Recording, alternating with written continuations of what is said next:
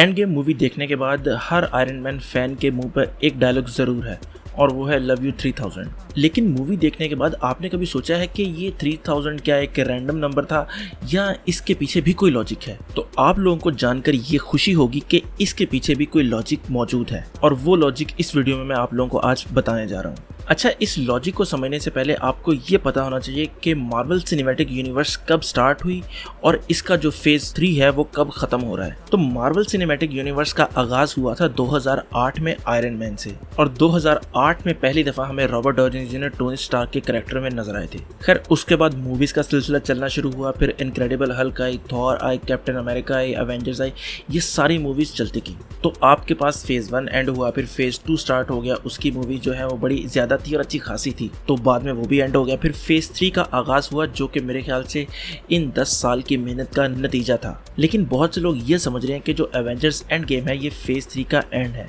लेकिन ऐसा नहीं है।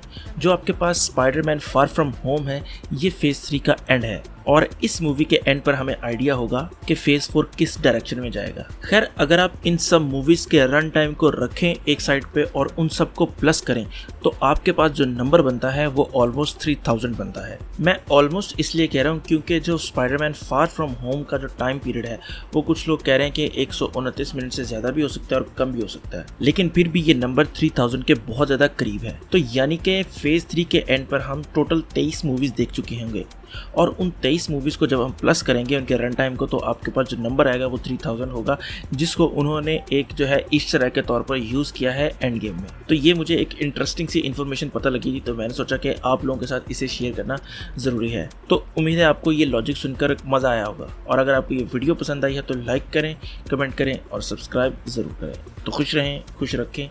अल्लाह हाफिज।